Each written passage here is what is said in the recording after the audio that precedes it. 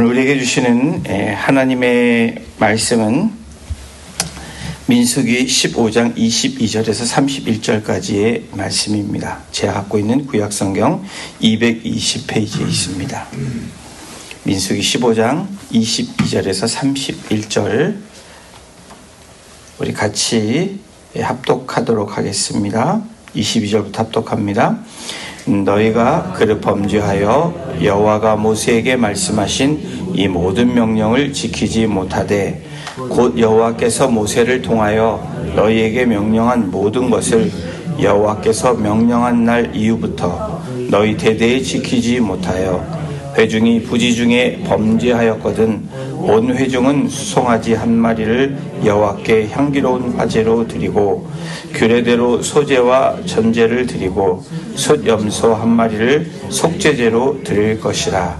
제사장이 이스라엘 자손의 온 회중을 위하여 속죄하면 그들이 사함을 받으리니 이는 그가 부지 중에 범죄함이며 또 부지 중에 범죄함으로 말미암아 한물 곧 화제와 속죄제를 여호와께 드렸음이라. 이스라엘 자손의 온 회중과 그들 중에 거류하는 타국인도 사함을 받을 것은 온 백성이 부지 중에 범죄하였음이니라. 만일 한 사람이 부지 중에 범죄하면 1년 된 암염소로 속죄제를 드릴 것이요 제사장은 그 부지 중에 범죄한 사람이 부지 중에 여호와 앞에 범한 죄를 위하여 속죄하여 그 죄를 속할지니 그리하면 사함을 얻으리라. 이스라엘 자손 중 본토 소생이든지 그들 중에 거류하는 타국이든지 누구든 부지 중에 범죄한 자에 대한 법이 동일하거니와 본토인이든지 타국인이든지 고의로 무엇을 범하면 누구나 여호와를 비방하는 자니 그의 백성 중에서 끊어질 것이라. 그런 사람은 여호와의 말씀을 멸시하고 그의 명령을 파괴하였은즉 그의 죄악이 자기에게로 돌아가서 온전히 끊어지리라. 아멘. 저희가 지금 민수기를 계속 함께 같이 말씀을 보고 있습니다. 5월 달에도 민수기로 지금 3월, 4월, 5월 3개월에 걸쳐서 계속 민수기를 우리가 말씀 묵상하고 있는데, 여러분 민수기는 광야기라고도 불려지는 책입니다. 광야기, 광야를 지나는 현실을 이야기하는데, 이런 광야의 현실에서 이스라엘 백성들의 모습은 어떤 모습이었냐면 불평, 불만, 이 단어로 표현되면 딱 맞는 표현입니다. 그러다 보니까 이스라엘 백성의 이 광야에서 삶은 사건 사고가 끊이지 않는 것을 우리가 말씀을 통해서 보게 됩니다. 그렇죠, 여러분. 불평과 불만의 삶이 지속되면 사건 사고가 끊이지가 않습니다.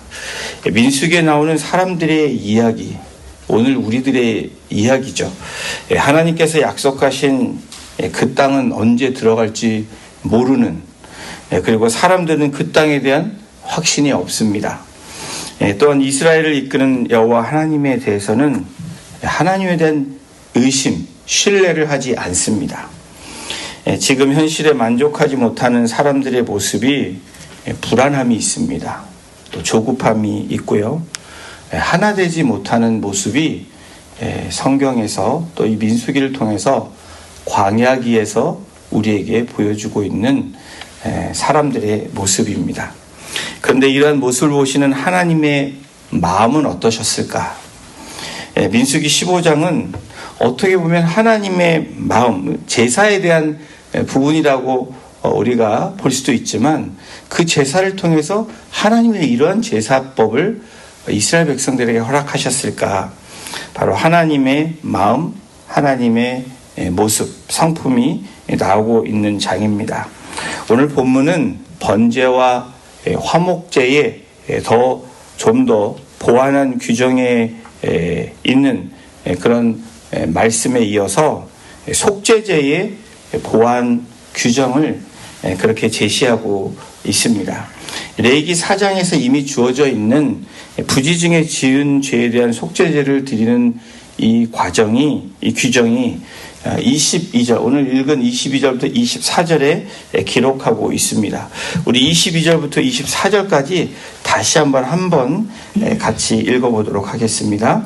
너희가 그릇 범죄하여 여호와가 모세에게 말씀하신 이 모든 명령을 지키지 못하되 곧 여호와께서 모세를 통하여 너에게 명령한 모든 것을 여호와께서 명령한 날 이후부터 너희 대대에 지키지 못하여 회중이 부지 중에 범죄하였거든 온 회중은 수송아지 한 마리를 여호와께 향기로운 화제로 드리고 규례대로 소제와 전제를 드리고 순념소 한 마리를 속죄제로 드릴 것이니라.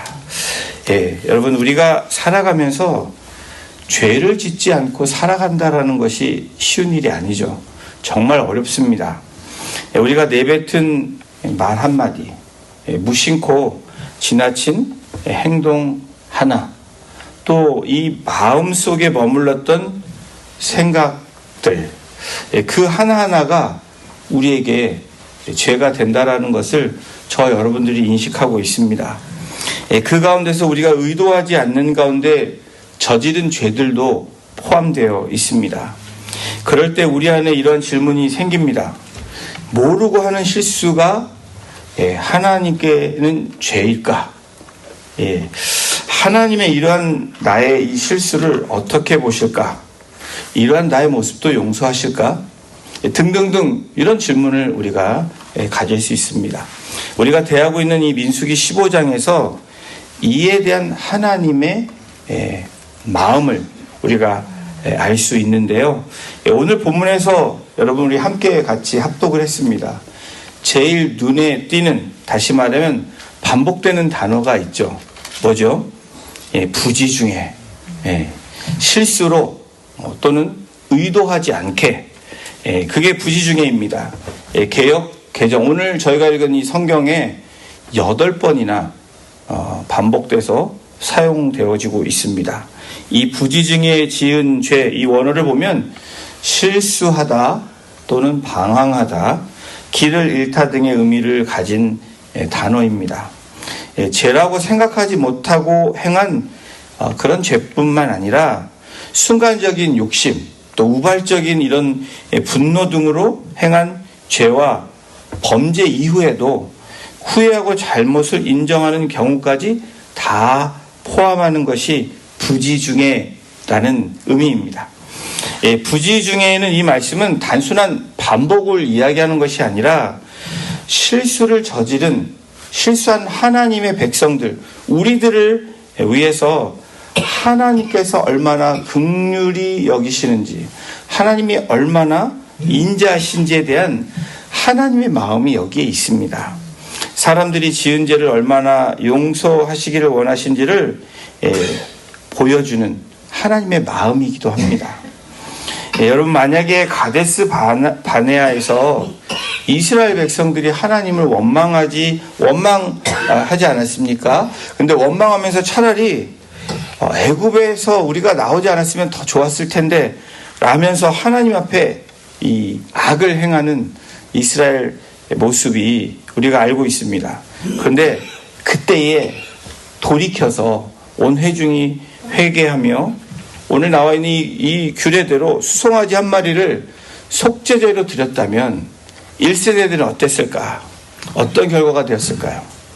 또 12정탐꾼을 가나안에 보냈을 때도 이 10명에게 불평하고 10명의 보고를 들으면서 원망하고 갈렙과 여호수아의 말을 듣고 마음을 바꿨다면 어땠을까?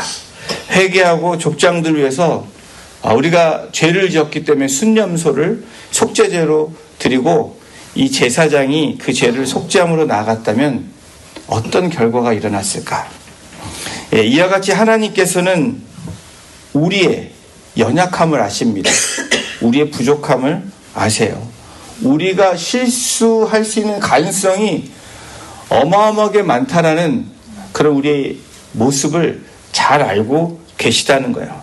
너무나 잘 아시기 때문에 이러한 법을 우리에게 주시고 실수를 했지만 그 실수의 길을 회복할 수 있는 것을 열어두신 것이 오늘 우리가 말씀을 보고 있는 이 민수기 15장의 말씀입니다.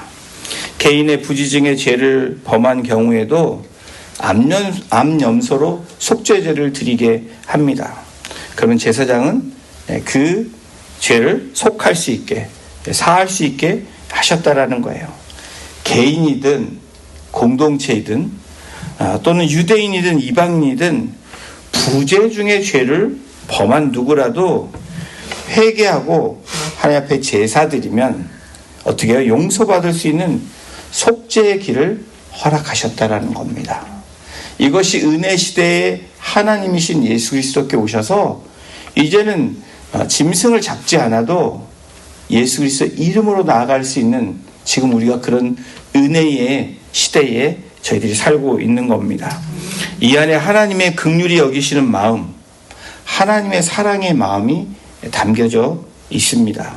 그런데 오늘 후반부에서 부지 중에 이런 말과는 반대인 고의로 했을 때에 어떠한 모습으로 하나님께서 나오시는지 무서운 말씀을 하십니다.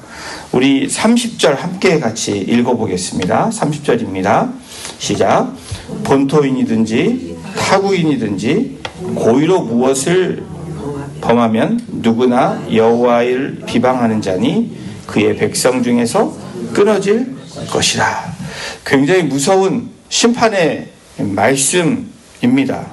고의로라는 이 야드라마라는 이 히브리어 단어는 손을 들어서 라는 의미입니다. 높이 든 손으로 라는 의미입니다. 이거 쉽게 표현하면 하나님을 향하여 손을 그냥 들었다. 찬양이 아니라 주먹을 들고 대항하는 그런 모습을 의미합니다.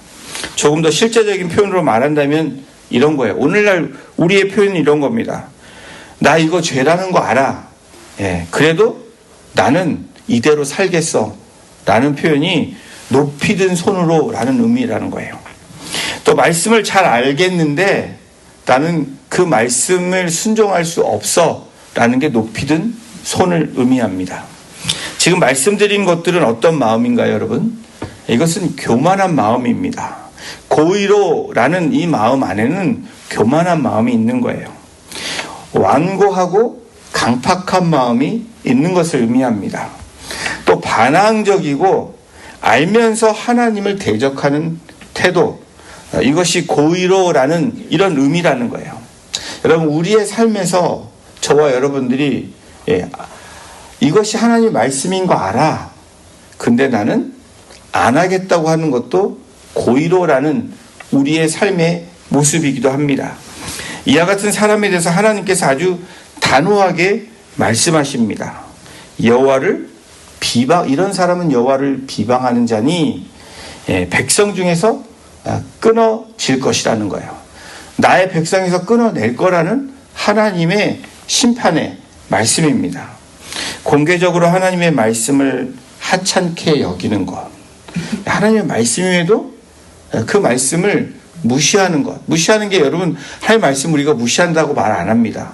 그런데 순종하지 않는 게 무시하는 거예요. 부모님이 자녀에게 말했는데 그 말을 듣지 않으면 부모의 말을 무시하는 그러한 모습처럼 하나님의 말씀이 선포됐으면 그 말씀을 들었고 그 말씀을 깨달았는데 그 말씀대로 삶을 행하지 않으면 고의적으로라는 의미라는 거예요. 또한 하나님을 모욕하는 하나님의 명령 자체를 파괴해버리려는 강팍한 마음의 사람을 하나님은 어떻게 하신다고요? 끊어버리시겠다라는 구약의 말씀입니다. 이 말씀을 들으면서 애굽의 바로가 생각이 납니다. 사랑하는 성도 여러분, 이 30절에 하나님의 경고에서 끊어질 것이다 라는 이 의미는 단순히 공동체에서 내가 쫓겨나는 그런 의미를 넘어서 하나님의 공동체에서 제외되는 그러한 심판입니다. 또 하나님의 생명과 약속에서 이제 단절되는, 끊어지는 그런 무서운 경고의 말씀이라는 거예요. 저와 여러분들이 우리가 하나님의 말씀을 듣습니다. 그 말씀을 우리가 그냥 흘려보낸다면 우리는 고의로라는 삶을 살고 있는 것입니다. 오늘 본문에서 재미있는 사실은 부지중에라는 이 말은 8번이나 나오고 있어요. 근데 고의로 단 한 번밖에 사용되지 않습니다. 8번이라는 부지중에는 하나님의 긍휼과 자비를 대표합니다. 근데 한 번이라는 이 고의로라는 이 말은 하나님께서 고의로 행한 자는 하나님의 심판을 단호히 그렇게 나타내시겠다고 보여주고 있는 하나님의 의지이기도 합니다. 여러분, 이 말씀을 들으시면서 어떤 마음이 드십니까? 하나님이 너무 가혹하시다, 이런 생각 드시지 않으세요? 8번이나 그랬는데 부지중에는 그렇게 하시고 한 번 고의로 했다고 이럴 수 있나? 라는 생각이 드시나요? 우리가 주어진 삶에서 알면서 죄를 지은 것들이 얼마나 많이 있습니까? 알면서 죄를 짓고 모르면서 죄를 지은, 그래서 우리가 그렇게 기도하잖아요. 알면서 죄를 지은 거, 모르면서 죄를 지은 거 하나님 깨닫게 하시고 또 그것을 알게 하면 회개함으로 나아가게 해달라고. 이 기도의 제목이 바로 여기에 기준하는 겁니다. 오늘 하나님의 단호한 말씀 앞에 나 자신이 공동체에서 하나님으로부터 끊어지는 것인가? 말씀대로라면 정말 큰일입니다. 그러나 우리 하나님은 어떤 분이시죠? 하나님은 행동만 보시고 보시는 분이 아니라는 것을 우리가 성경을 통해서 알게 되죠. 하나님은 우리가 죄를 대하는 태도도 보신다는 거예요. 그래서 애티튜드가 중요하다라는 말이 있잖아요. 잘못을 했어도 이 사람이 그 다음 태도가 어떠냐에 따라서 어떻게 되죠? 어떤 사람은 용서가 되고 어떤 사람은 더 괘씸한 마음을 갖게 된다라는 겁니다. 우리의 마음의 방향도 보신다는 거예요. 그 다음 반응이 굉장히 중요하죠. 성경에 이에 대한 대표적인 인물이 딱 떠오른다면 여러분 누가 떠올라요? 다윗이죠. 다윗은 어떤 인물입니까? 자신의 권력을 이용해서 이 밧세바 여인을 취합니다. 그것도 이 전쟁터에 나간 자신의 부하의 아내를 취하게 되죠. 우리아를 전쟁터에 또한 고의적으로 내보냄으로 우리아를 죽이고 참담한 그런 죄를 저지릅니다. 이 죄가 하나님 앞에 심각합니다. 여러분 생각을 해보십시오. 일반적으로 생각해도 굉장히 악하잖아요. 자기의 만족과 쾌락을 위해서 또 자신의 죄를 덮기 위해서 이런 일들을 서슴지 않고 또 급기야 사람을 죽이는 그 악을 행합니다. 이런 다윗을 향해서 하나님은 어떤 모습으로 다윗에게 대하셨냐? 하나님은 결과적으로 다윗을 용서하시죠. 왜 그러냐? 다윗의 마음 중심을 보셨기 때문에 그렇습니다. 그 죄는 악한 죄이지만 그 이후에 고의적인 죄를 지었지만 그 다음에 태도와 삶의 방향의 전환이 일어났기 때문에 하나님은 고의적인 다윗의 죄였지만 용서하시는 하나님을 우리가 말씀에서 만나보게 되죠. 하나님이 보내신 선지자 나단을 통해서 하나님의 마음을 전합니다. 그때 다윗이 무릎을 꿇습니다. 자신의 죄악에 대한 감정적인 회개가 아니라 어떤 회개가 일어납니까? 삶의 방향을 돌리는 진정한 회개가 다윗에게 일어난 거예요. 하나님은 다윗의 중심, 이 진정성을 보신 것입니다. 다윗이 비록 죄를 지었지만 죄를 대하는 이 태도, 그리고 그 태도를 통해서 마음의 반응이 어떤지를 하나님이 보셨고 아셨기 때문에 다윗을 용서하신 것입니다. 성도님들, 우리가 죄를 짓지 않고 살 수만 있다면 얼마나 좋을까요? 그런데 우리는 부지중에 고의로 우리의 삶을 살면서 죄 짓는 일이 한두 가지가 아니라는 겁니다. 그런데 사실 어떻습니까? 우리가 그러한 삶을 살면서 우리의 태도는 어떤 모습인지, 우리의 진정성이 하나님 앞에 보여지고 있는지, 이것이 우리에게 오늘 중요한 우리의 삶의 태도가 돼야 되고 모습이 돼야 된다는 거예요. 실수를 할 수도 있습니다. 또 우리가 넘어질 수도 있습니다. 그러나 중요한 것은 그 이후에 어떻게 반응하느냐가 오늘 우리에게 주어진 우리의 삶의 태도고, 우리의 삶의 모습, 바로 우리 안에 내재해 있는 그 진정성이란 이 단어에 우리가 한번 묵상하고 우리를 돌아봐야 된다는 거예요. 어떻게 반응하시길 원하십니까? 죄를 가볍게 그냥 여기고 지나칠 것인가? 이것이 첫 번째 선택입니다. 두 번째 선택은 주님 앞에 나아가 철저히 회개로 나아가고 예수 그리스도의 이름으로 제사를 드리는 거예요. 하나님 앞에 나아가 예배하는 겁니다. 오늘 이 단어 부지 중에 그리고 verse로 또 반대로 고의로라는 단어가 오늘 이 민수기 15장에 우리에게 말씀하고 있습니다. 우리 하나님은 우리가 죄를 짓지 않기를 가장 원하시는 분입니다. 왜 그렇죠? 죄가 있으면 하나님과 함께 할 수 없기 때문에 그래요. 하나님과 가까이 할 수 없기 때문에 그렇습니다. 하나님은 완전하신 분이시고 죄가 없으신 분이기 때문에 죄와 함께 거할 수 없는 분이 하나님이십니다. 그래서 우리 함께 늘 함께하고 계시길 원하시는데 우리가 죄를 짓게 되고 회개로 나아가지 않으면 하나님을 만날 수 없게 된다는 거예요. 하나님의 이러한 제사를 만드신 이유가 뭘까? 너희가 나에게로 돌이키고 돌아오기를 원하신다라는 거예요. 하나님은 늘 우리에게 은혜를 주시길 원하고 사랑을 주시길 원하고 우리에게 복 주시기를 원하시는데 뭔가 와야지 복을 주시지 않겠습니까? 안 오면은 줄 수가 없는 겁니다. 실수한 자를 향한 하나님의 마음은 그들이 빨리 돌아오기를 원하시는 거예요. 우리에게 민수기를 통해서 말씀하시는 것이 무엇입니까? 우리가 하나님 앞에 반응하기를 원하신다라는 거예요.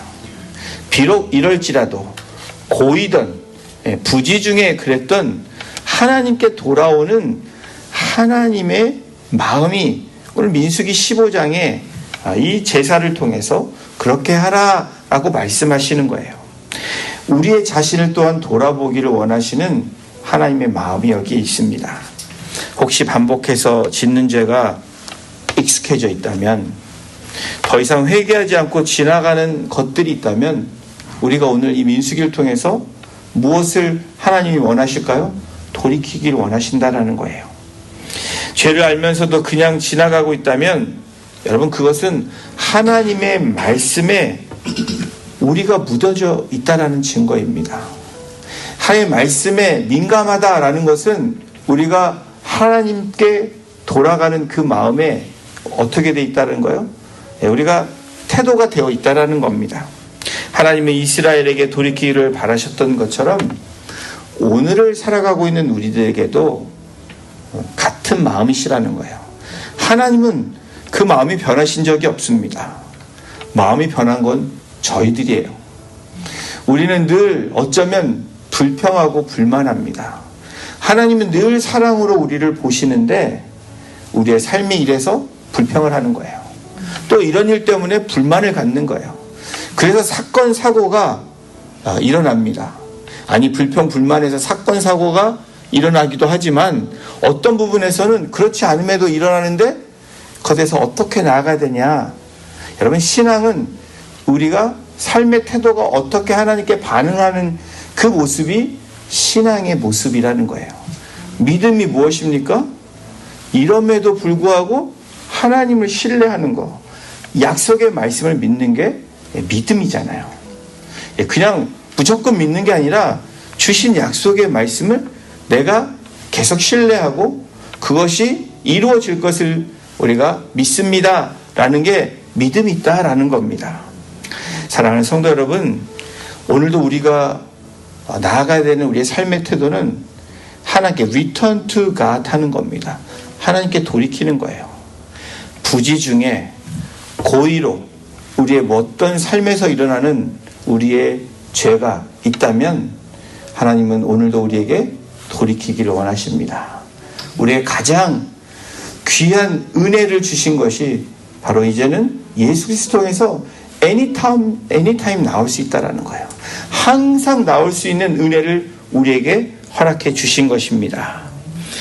우리가 오늘도 하나님 앞에 돌이키면서 이 제사를 통해서 우리에게 주시는 하나님의 은혜가 무엇인지 다시 한번 오늘 우리를 돌아보면서 나의 삶의 태도는, 말씀에 대하는 나의 태도는 어떤 태도인지, 또 내가 가지고 있는 부지 중에 고의로 이러한 찌꺼기들이 있다면, 그런 불순물들이 있다면 그것을 다 주님 앞에 내어놓고 주님께 돌아감으로 우리가 자유로운 은혜를 누리며 또 하나님의 사랑을 누리며 살아가는 저와 여러분이 되시기를 주님의 이름으로 축원합니다.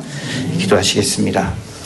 하나님, 그렇습니다. 오늘 민수기를 통해서 부지 중에 또 고의로 지었던 그 죄들에 대해서 하나님께서 이 레위기를 통해서 하셨던 그런 제사법들을 오늘도 완결하게 하시고 더 보충하게 하심으로 우리가 나아가야 될 방향이 무엇인지 다시 한번 말씀해 주시니 하나님 감사합니다.